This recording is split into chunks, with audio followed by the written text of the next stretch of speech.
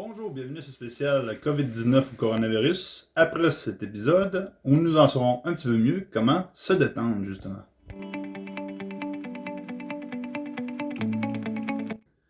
Bonjour, je m'appelle Bruno et si vous cherchez vous également à vous détendre, bienvenue sur cette chaîne.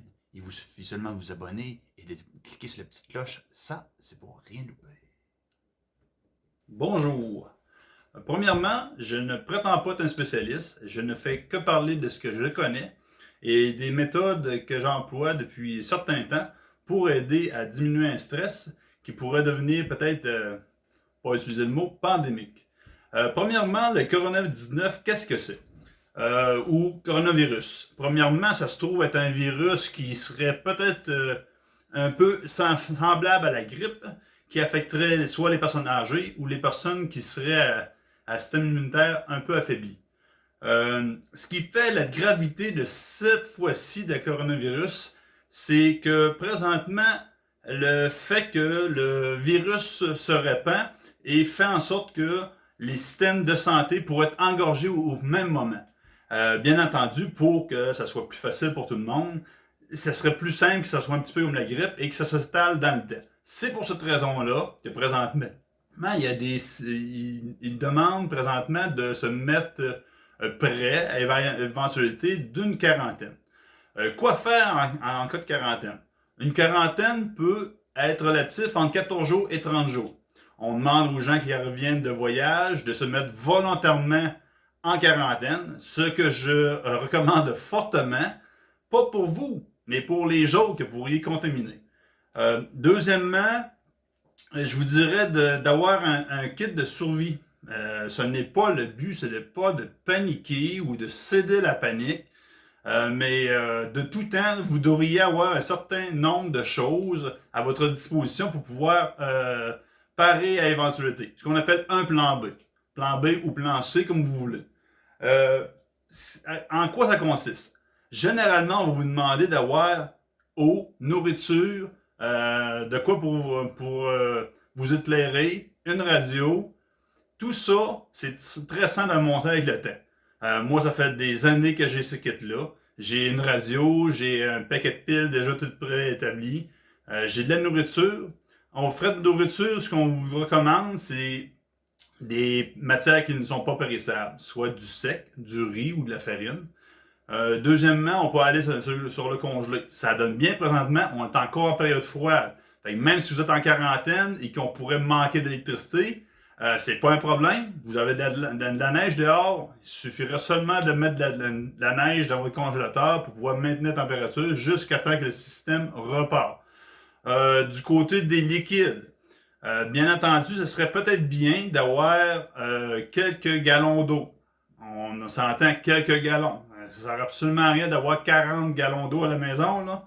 Le système d'aqueduc fonctionne très bien sans électricité parce que le système de la ville fonctionne avec une génératrice. Mais par contre, si jamais il arriverait un moment où on pourrait manquer d'eau, très simple, vous avez tous un chauffe-eau à la maison, il suffit de fermer le breaker pendant quelques heures en attendant que l'eau refroidisse et vous avez peut-être 40, 50, 60 gallons d'eau à la disposition. Qu'est-ce que je pourrais dire d'autre? Vous pouvez garder une radio, bien entendu une radio parce qu'il faut garder quand même contact avec ce qui nous entoure pour avoir les avis de la population. Du côté, je vous recommande aussi d'avoir une certaine quantité de liquide. Ce que j'entends du liquide, c'est du cash à la maison.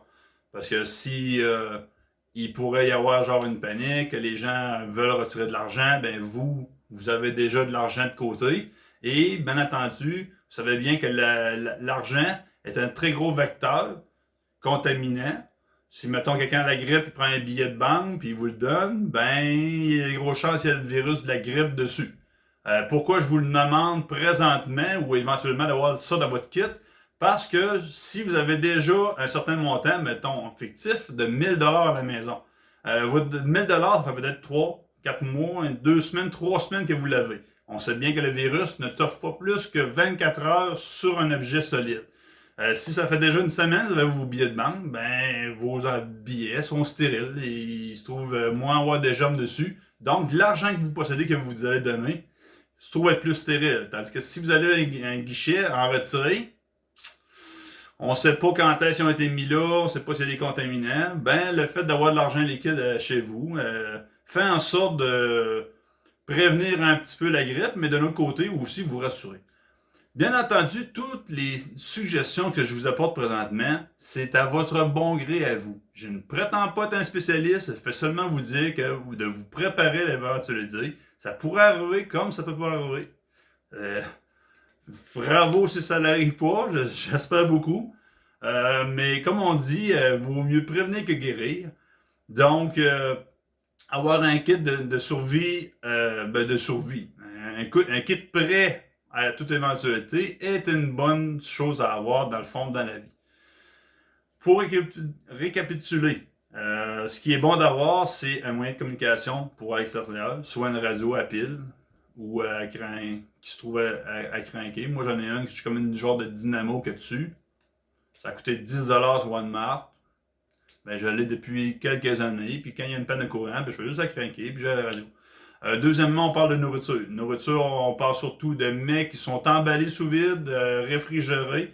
Peut-être que j'en ai pas parlé. Dans les mêmes réfrigérés de nourriture, vous pouvez avoir des affaires déjà préfaites qui se trouvent à avoir un minimum de chauffage, des légumes, des fruits. Vous avez tout ça en congelé qui peut garder très longtemps.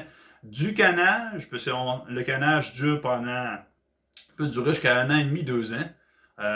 Ce qui fait en sorte que votre nourriture, même s'il n'arrivera rien du tout, ben c'est pas grave. Vous avez 1 an et demi, 2 ans pour la conserver. Et c'est tout le temps bon d'avoir du canage au cas où.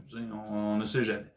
De l'eau, bien entendu, avoir quelques gallons d'eau. Sinon, comme le petit truc que j'avais dit, vous avez tout un chauffe-eau à la maison. Profitez-en. C'est quand même une quantité considérable d'eau qui est à votre disposition si jamais les services publics ne devaient arrêter. Sinon, les précautions d'usage pour la grippe, c'était de tout ça dans votre coude, d'essayer d'avoir le moins de contact avec les gens qui sont vulnérables, soit du côté pulmonaire, personnes âgées, personnes qui est déjà malade. Fait que c'est ça. Comme on dit, vaut mieux prévenir que guérir, et c'est de la manière qu'on se prépare d'avance qui fait qu'on peut se détendre.